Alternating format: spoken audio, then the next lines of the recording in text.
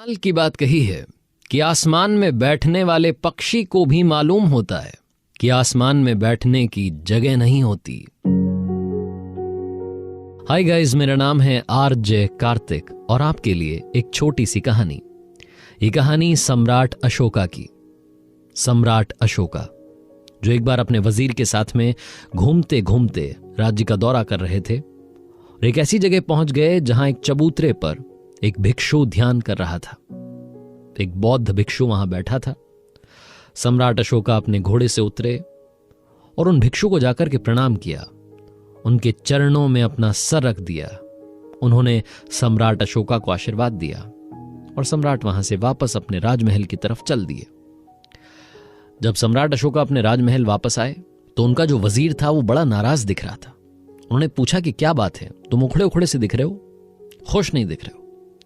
तो उस वजीर ने कहा कि सम्राट, मुझे एक बात समझ में नहीं आई। जिस सम्राट अशोका के मस्तिष्क पर तिलक लगाने के लिए जनता बेकरार रहती हो, लोग तरसते हों, उस सम्राट अशोका ने आज अपना सर एक भिक्षु के चरणों में रख दिया। मुझे यह बिल्कुल भी अच्छा नहीं लगा। आप चाहे बुरा माने, लेकिन मेरे दिल में बस यही चल रहा था। उस दिन सम्राट अशोका हल्का सा मुस्कुराए, कुछ नहीं कहा। उस बात को 1-2 महीने बीत गए। उसके बाद में उस वजीर को बुलाया और कहा कि सुनिए, काम करना है, एक छोटा सा प्रयोग करना है। मैं आपको एक थैला दे रहा हूं। इस थैले को लेकर के बाजार जाइएगा और इसमें जितना सामान है सारा बेच करके आइएगा। शर्त यह कि इस थैले को आप बाजार ले जाकर के ही खोलिएगा, तब तक आपको देखना नहीं कि इसमें क्या रखा है। उस वजीर ने कहा ठीक है महाराज। वहां से निकल गया। सोच रहा था कि यह क्या काम है, मैं वजीर हूं, मुझे यह बाजार में सामान बेचने के लिए दे दिया। ठीक है, सम्राट की इच्छा। बाजार के पास पहुंचा तो जाकर के जो आदेश था वो किया। बाजार के पास पहुंच करके उस थैले को खोल करके देखा, उसमें 4 आइटम थे, 4 सामान थे।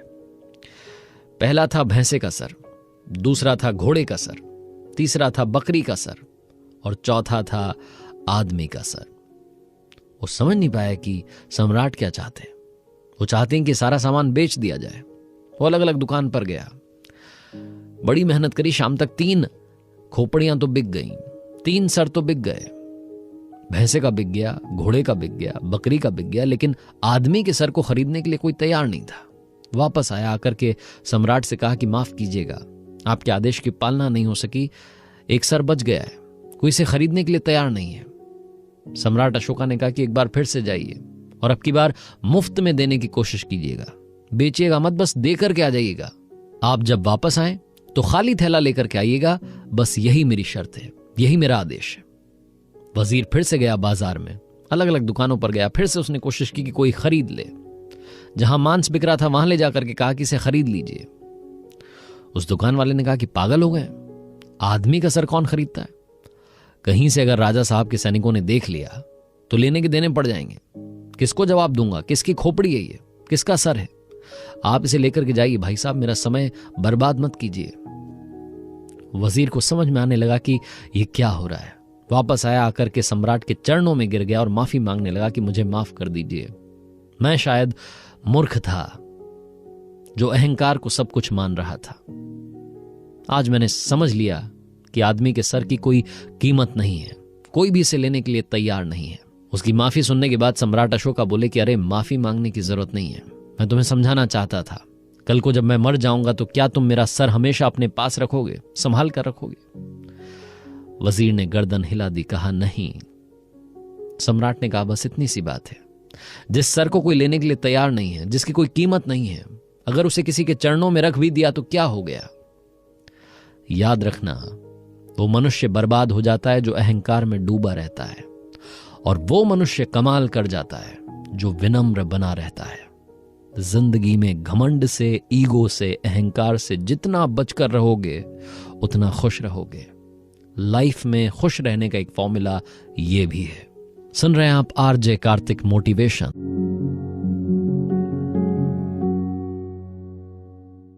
किसी ने बड़े कमाल की बात कही है कि मुद्राओं पर बिके हुए लोग, सुविधाओं पर टिके हुए लोग, बरगद की बातें करते हैं गमले में उगे हुए लोग। हाय गाइस, मेरा नाम है आरजे कार्तिक और आपके लिए एक छोटी सी कहानी। ये कहानी एक मिडिल क्लास फैमिली के लड़के की। जो बड़े होकर के जॉब करना चाहता था, पैसे कमाना चाहता था, अपनी फैमिली का जो लाइफ स्टैंडर्ड था उसे और आगे बढ़ाना चाहता था। जैसा कि हर मिडिल क्लास फैमिली का सपना होता है कि उनका बच्चा पढ़े लिखे, अच्छी नौकरी करे, अच्छे पैसे कमाए और हम सब की लाइफ सेटल हो जाए, हमारी जिंदगी के दुख थोड़े कम हो जाएं। इस लड़के ने मेहनत की, लकीली इसका सिलेक्शन हो गया और एक कंपनी में से जॉब मिल गई।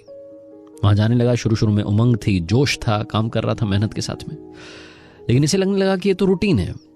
इसकी लाइफ रूटीन वाली हो गई। 1 साल 2 साल उसी रूटीन से काम करता रहा। प्रमोशन भी नहीं हो रहा था क्योंकि काम में कोई इसको ज्यादा इंटरेस्ट आ नहीं रहा था, तो जो काम करता था बस वही करता था। एक्स्ट्रा उसमें अपना दिमाग नहीं लगाता था, ये नहीं सोचता था कि प्रोग्रेस कैसे की जाए। थोड़ी बहुत जो सैलरी बढ़ती थी वो बढ़ती जा रही थी। कुछ चमत्कार टाइप का नहीं हो रहा था। 5-6 साल तक ऐसा चलता रहा। लेकिन 6 साल के बाद में इसकी लाइफ में यू टर्न आना शुरू हुआ। ये बीमार रहने लगा। बहुत डॉक्टर्स को दिखाया, वैद्यों को दिखाया, कीमो को दिखाया, लेकिन बात नहीं बन रही थी। कोई डायग्नोज नहीं कर पा रहा था कि बीमारी क्या है। एक बीमारी ठीक होती, दूसरी आती, दूसरी ठीक होती, तीसरी आ जाती। ये बड़ा परेशान था, समझ ही नहीं पा रहा था कि जिंदगी में ये हो क्या रहा है। तभी इनके कोई रिलेटिव थे, वो आए, उन्होंने कहा कि एक काम कीजिएगा, एक बहुत पहुंचे हुए संत है, उनके पास जाइएगा और उनकी कथा चल रही है, उसमें जाकर के बैठिएगा, कुछ अच्छी बातें सुनोगे तो शायद ठीक हो जाओ। और उनसे पूछ भी लेना, अगर मौका मिल जाए तो एक बार अपना सवाल पूछ लेना कि मैं बीमार क्यों रहता हूं। ये लड़का जो था वहां गया, इसने जाकर के कथा सुनी। उसके बाद में बाबा जी के पास गया, जाकर के कहा कि बाबा जी, बड़ा भाग्यशाली महसूस कर रहा हूं कि आपसे बात करने का मौका मिला है। एक छोटा सा सवाल है, मैं बड़े दिनों से बीमार रहता हूं, समझ नहीं पा रहा हूं कि मेरी जिंदगी में हो क्या रहा है, मैं ठीक क्यों नहीं हो पा रहा हूं। बाबा जी ने उस लड़के से पूछा कि एक बात बताओ, तुम्हारी तनख्वाह क्या है, सैलरी क्या है। उसने कहा 20,000। बाबा जी ने कहा एक काम कीजिएगा, अगले महीने से तुम 18,000 रुपए लेना। लड़के ने कहा कि ये क्या बोल रहे हो, 18,000 रुपए लूं? जब मुझे कंपनी 20,000 दे रही तो 18,000 क्यों लूं? बाबा जी ने कहा ठीक है, तुम्हें जो करना है करो, फिर मेरे पास क्यों आए हो? अगर तुम्हें मुझ पर विश्वास है, मेरी बात माननी है, तो जो कह रहा हूं कर लेना। लड़का वापस गया अपने घर पर, किसी को कुछ बताया नहीं कि बाबा जी ने क्या सोल्यूशन बताया। वो कंपनी में गया अगले दिन और जाकर के कहा कि मेरी तनख्वाह कम कर दो, मुझे अगले महीने से 18,000 रुपए देना। कंपनी वालों ने सोचा कि पागल वागल तो नहीं हो गया, लेकिन इसकी जिद थी। इसने कहा नहीं, मैं 18 से ज्यादा नहीं लूंगा। अगले महीने इसकी तनख्वाह आई, इसने 18,000 रुपए लिए। चमत्कार कुछ ऐसा हुआ कि ये ठीक होने लगा। 3, 4, 5 महीने तक ये 18,000 रुपए लेता गया और ये ठीक होता गया। ये समझ ही नहीं पा रहा था कि सैलरी का और बीमारी का क्या कनेक्शन है। 5 महीने बाद इससे रहा नहीं गया, सीधा बाबा जी के पंडाल में गया, जाकर कथा सुनी, उनसे प्रणाम किया। आखिरी में सवाल पूछा कि बाबा जी बस ये बता दो कि पैसे कम लेने लग गया तो ठीक कैसे होने लगा। बाबा जी ने कहा कि तुम 20,000 रुपए ले रहे थे और काम 18 का कर रहे थे, तो 2,000 रुपए जो एक्स्ट्रा ले रहे थे ये कहां जाएगा? ये पैसा तुम्हारी बीमारी में लगा, अस्पतालों में लगा, डॉक्टर्स के पास लगा। जो बेईमानी का पैसा होता है, जो असली मेहनत का पैसा नहीं होता है, वो ऐसे ही वेस्ट होता चला जाता है और हमें परेशान करता चला जाता है। आप माने या ना माने, गलत तरीके से कमाया हुआ पैसा कभी भी जिंदगी में सुख नहीं देता। ये बात हम सब जानते हैं। आप सुन रहे हैं आरजे कार्तिक मोटिवेशन। किसी ने बड़े कमाल की बात कही है कि मांगना ही छोड़ दिया हमने वक्त से, क्या पता उसके पास इनकार का भी वक्त ना हो। हाय गाइस, मेरा नाम है आरजे कार्तिक और आपके लिए एक छोटी सी कहानी। ये कहानी एक ऐसे लड़के की जो बड़ा होकर के सैनिक बनना चाहता था, लेकिन उसमें वो गुण नहीं थे। उसे तलवारबाजी नहीं आती थी। कहीं से जुगाड़ लगा करके, उसके कोई रिश्तेदार थे जिनका दोस्त जो था वो सेनापति था, तो सेनापति तक पहुंच लगा करके आखिरकार उसने सेना में एंट्री ले ली। सेनापति को मालूम था कि ये किसी के कहने पर यहां आया है, इसमें वो सैनिक वाले गुण नहीं हैं, इसीलिए उसे रिजर्व्ड फोर्सेस में रख दिया। वो सेना जिसकी बहुत कम जरूरत पड़ती थी। कभी कोई बड़ा संकट आ जाए तो उन सैनिकों को भी काम में लिया जाता था, उन्हें भी युद्ध पर भेजा जाता था। लेकिन एक बार वाकई में उस राज्य पर बड़ा संकट आ गया। बहुत सारे राजाओं ने मिलकर के उस राज्य पर हमला बोल दिया। ये जो रिजर्व्ड फोर्सेस थी, इनको भी काम में लिया गया, इनके सैनिकों को भेजा गया। उस लड़के का भी नंबर आया जो जुगाड़ बैठा करके सेना में पहुंचा था। जब युद्ध भूमि में गया तो ज्यादा कुछ कर नहीं पाया, जान बचा करके वहां से भाग आया। बहुत सारे सैनिकों ने आकर के सेनापति के सामने उस लड़के की शिकायत की कि ये किसे आपने सेना में रख लिया, इसमें एक भी गुण सैनिक के नहीं है। सेनापति क्या करता, उसके दोस्त की बात भी रखनी थी उसके लिए मजबूरी थी कि उस लड़के को अब सेना में से हटाना था, लेकिन मजबूरी यह भी थी कि दोस्त का रिश्तेदार था, इसलिए उस लड़के को नौकरी पर भी रखना था। सेनापति ने उस लड़के की नौकरी पहरेदारी में लगा दी और कहा कि जाकर के दरवाजे पर दरबानी करो, बस, इससे ज्यादा कुछ नहीं। ये लड़का जो सैनिक बनने आया था, जिसमें ज्यादा गुण थे भी नहीं, जिसने कभी ये सोचा भी नहीं कि उसे सैनिक बनने के लिए खुद पर मेहनत करनी है, चुपचाप वहां पहरेदारी की नौकरी करने लगा, दरबान बन करके रह गया। पूरी उम्र निकाल दी, बुढ़ापा आ गया। सर्दी का मौसम था। शाम के वक्त राजा साहब कहीं से आ रहे थे और उनकी नजर इस पर पड़ी, एक बूढ़ा दरबान जो पतली वर्दी में वहां पहरेदारी कर रहा था। राजा साहब को लगा कि इतनी ठंड है, इतनी पतली वर्दी में कैसे इसका गुजारा हो रहा होगा। इस बूढ़े दरबान के पास राजा साहब आए और आकर के माफी मांगने लगे कि मुझे माफ कीजिएगा, आप पर कभी ध्यान नहीं गया, अभी अंदर जाता हूं और आपके लिए कंबल भिजवाता हूं, आप अपना ख्याल रखिएगा। ये कहकर के राजा साहब अंदर चले गए। भोजन का वक्त था, भोजन किया, उसके बाद मशगूल हो गए, सोने चले गए, वो वादा भूल गए। राजा जब सुबह जगा तो उसके सैनिकों की आवाज के साथ जगा। सैनिक कह रहे थे कि राजा साहब, वो दरबान, बूढ़ा दरबान, दरवाजे पर उसकी मौत हो गई है। राजा गिल्ट में जगा, दौड़ता भागता वहां तक पहुंचा और जाकर के देखता है कि अकड़ी हुई लाश पड़ी थी उस बूढ़े दरबान की, और पास ही में मिट्टी पर कुछ लिखा था। राजा ने गौर से पढ़ा तो वहां लिखा था कि राजा साहब, पूरी सर्दी का मौसम निकल रहा था इस पतली वर्दी में, लेकिन कल रात आपने कंबल का वादा कर दिया और पता नहीं क्यों मुझे ज्यादा ठंड लगने लगी। मैं कंबल का इंतजार करने लगा कि कंबल आएगा, लेकिन आप शायद अपना वादा भूल गए। मुझे कभी सर्दी नहीं लगी इस पतली वर्दी में, लेकिन आज इस कंबल के वादे के चक्कर में मेरी जान जा रही है, मुझे सर्दी लग रही है। आपका कंबल तो नहीं आ सका, लेकिन मैं ये दुनिया छोड़ करके जा रहा हूं। ये शब्द थे उस बूढ़े दरबान के। राजा की आंखों में आंसू थे, वो चाह करके भी कुछ कर नहीं सकता था, बस आंसू ही बह सकते थे। कहानी बहुत छोटी है, लेकिन हमें सिखाती है कि जिंदगी में सहारे इंसान को खोखला कर देते हैं, उम्मीदें कमजोर कर देती हैं। इसीलिए किसी और के सहारे रहना बंद कीजिए, अपने सहारे, अपनी मेहनत के दम पर कमाल करना शुरू कीजिए। कर दिखाओ कुछ ऐसा कि दुनिया करना चाहे आपके जैसा। किसी ने बड़े कमाल की बात कही है कि जरूरी नहीं कि आपका समय खराब चल रहा हो, कई बार सामने वाले का समय ज्यादा अच्छा चल रहा होता है। हाय गाइस, मेरा नाम है आरजे कार्तिक और आपके लिए एक छोटी सी कहानी। ये कहानी प्राचीन काल की, एक विशाल राज्य के राजा की, जिसकी उम्र हो चली थी, लेकिन वो निसंतान था। उसके घर में किलकारी नहीं गूंजी थी। उसने अपने राज्य को कोई उत्तराधिकारी नहीं दिया था। इतना बड़ा राज्य और संभालने वाला कोई नहीं। राजा के माथे पर हमेशा चिंता की लकीरें रहती थी। वो सोचा करता था कि मेरे बाद इस राज्य का क्या होगा।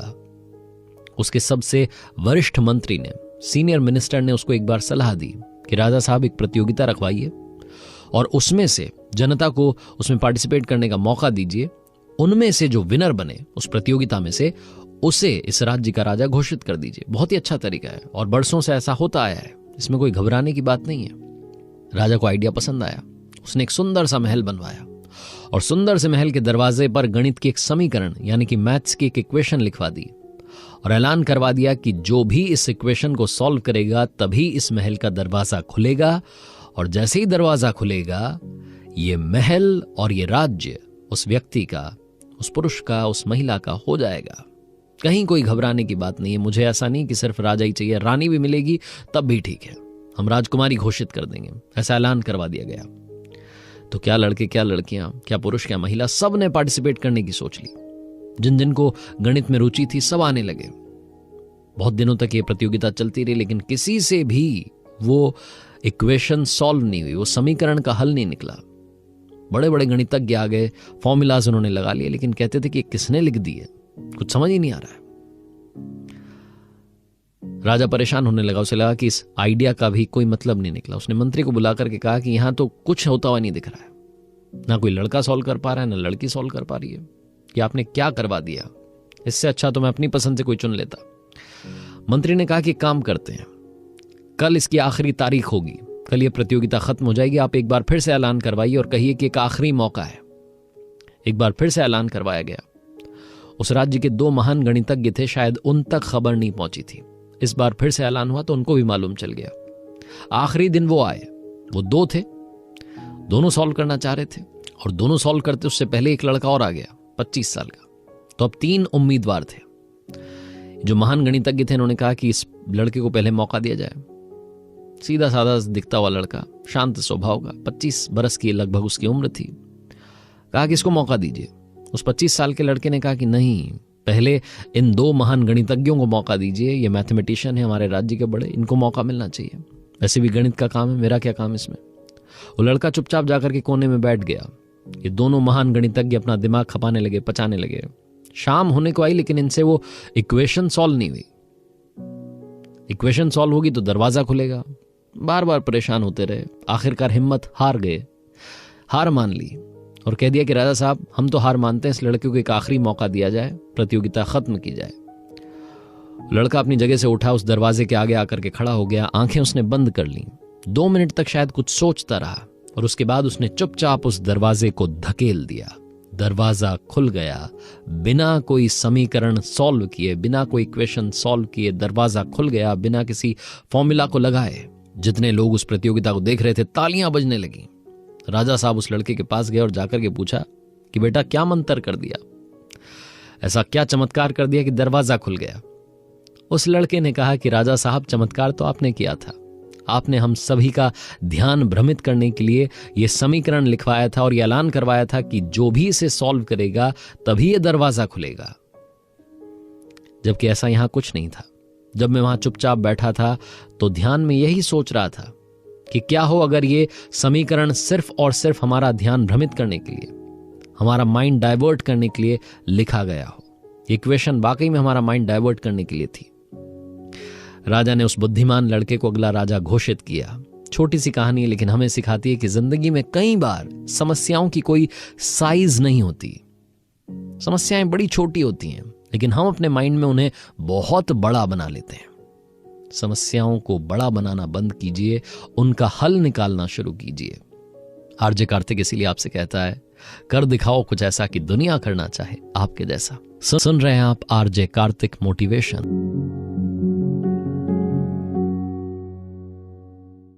किसी ने बड़े कमाल की बात कही है कि सिंह बनो, सिंहासन की चिंता मत करो, क्योंकि सिंह जिस चट्टान पर बैठ जाता है वही सिंहासन बन जाती है। हाय गाइस, मेरा नाम है आरजे कार्तिक और आपके लिए एक छोटी सी कहानी। एक बार शहंशाह अकबर ने बीरबल से पूछा कि बीरबल बताओ, अविद्या क्या है। बीरबल ने कहा, जहां पना, मैं जरूर बताऊंगा लेकिन मुझे उससे पहले 4 दिन की छुट्टी चाहिए, बहुत जरूरी काम है, वापस आऊंगा तो आपको बताऊंगा। अकबर के बड़े प्यारे थे बीरबल। शहंशाह अकबर ने कहा कि ठीक है, छुट्टी पर जाओ। 4 दिन के लिए बीरबल छुट्टी पर चले गए। घर जाने की जगह सीधे मोची के पास गए और मोची से जाकर के कहा कि सुनो, एक जोड़ी ऐसी जूतियां बनाओ जिसे देखने वाला देखता रह जाए, रत्नाभूषणों से उन्हें सज्जित कर दो, कमाल की जूतियां बनाओ। मोची ने कहा कि जनाब, नाप क्या है, किसके लिए बनानी है। बीरबल ने कहा, अपने हिसाब से बना दो, बस ऐसी बनाना कि देखने वाला दंग रह जाए, देखता रह जाए, तुम्हें तुम्हारा दाम मिल जाएगा। और ये बात किसी को भी बताना मत, याद रखना। मोची ने फटाफट से ऐसी जूतियां तैयार कर दी। बीरबल ने पैसे दिए, जूतियां ली और फिर से मोची को याद दिलाया कि कभी भी किसी को भी कुछ भी बताना मत। मोची ने कहा, जरूर जनाब, मरना थोड़ी। बीरबल वहां से चले गए। वो जूतियां अपने हाथ में लेकर के अपने घर की तरफ जा रहे थे लेकिन रास्ते में एक मस्जिद दिखी। उस मस्जिद में एक जूती अंदर फेंक दी और एक जूती अपने पास रख ली, घर चले गए, गायब हो गए। सुबह सुबह जब मौलवी साहब मस्जिद पहुंचे तो उन्होंने देखा कि वहां पर किसी की भी जूतियां नहीं है, सिर्फ एक जूती पड़ी हुई है। उन्हें समझ में नहीं आया कि रात में आकर के कौन नमाज अदा करके चला गया। मौलवी साहब ने सोचा कि जरूर ये तो कोई ऊपर वाले का ही करिश्मा है, और उन्हें लगा कि ये इतनी सुसज्जित, जिसमें रत्नाभूषण लगे हैं, ये तो जरूर ऊपर वाले की ही जूती हो सकती है। हो सकता है कि रात में वो आए हों और अपनी जूती भूल गए हों, क्योंकि एक ही जूती रखी है। मौलवी साहब ने उस जूती को उठाया, अपनी आंखों से लगाया, माथे पर लगाया, चूमा, और जितने लोग नमाज अदा करने के लिए आए उन सबको कहा कि यहां पर रात में ऊपर वाला आया था, नमाज पढ़ करके गए हैं और अपनी जूती छोड़ गए हैं। जिसने भी देखा उसने कहा, हां जी साहब, ये तो ऊपर वाले की लगती है। बात जंगल में आग की तरह फैल गई। जहां पना अकबर को भी मालूम चला कि हमारे यहां पर ऊपर वाले की जूती मिली है। उन्होंने उस जूती को मंगवाया, देखा, उन्हें भी लगा कि वाकई में तो अद्भुत है। उन्होंने भी अपनी आंखों से लगाया, माथे पर लगाया, चूमा, और कहा कि इसको ऐसी जगह पर रखवा दो जहां सब इसकी इबादत करें। ये वाकई में ऊपर वाले की जूती है। शहंशाह अकबर का आदेश था, माना गया। इधर 4 दिन पूरे हो गए। बीरबल वापस दरबार में आए, और जब आए तो उनका मुंह उतरा हुआ था, उदास थे। शहंशाह अकबर ने पूछा कि क्या हो गया, इतना मुंह उदास क्यों है? ऐसा लग रहा है शायद तुम्हारे घर में कोई मातम हुआ हो। बीरबल ने कहा कि क्या बताऊं हुजूर, मेरे परदादा की जूतियां थी। चोर हमारे घर आए, एक जूती तो छोड़ गए लेकिन एक जूती अपने साथ ले गए। अकबर ने कहा कि जूती दिखाओ। तुरंत बीरबल ने अपने झोले में से निकाल करके वो जूती दिखा दी। अकबर को सारी बात समझ में आ गई। वो जो दूसरी जूती थी उसकी तो पूजा करवाई जा रही थी। अकबर ने तुरंत वो मंगवाई और बीरबल को दी। जूतियों का जो जोड़ा था वो पूरा हुआ। बीरबल ने कहा कि महाराज, यही है अविद्या। यही समझाने के लिए 4 दिन की छुट्टी ली थी। ना आपको पता है कि क्या है, ना उसको पता है जिसने आपको बताया कि ये जूती किसकी है, ना उसको पता है जिसको ये मिली है कि ये जूती किसकी है। सब के सब भेड़ चाल में लगे जा रहे हैं। यही अविद्या है। बिना सच के जाने किसी भी बात को सच मान लेना, यही अविद्या है। कहानी तो खत्म हो गई है, लेकिन हमें सिखाती है कि जिंदगी में कहीं आप भी इस अविद्या के चक्कर में मत आ जाना। सबसे बुरी चाल होती है भेड़ चाल, उससे बचकर रहना। रहें।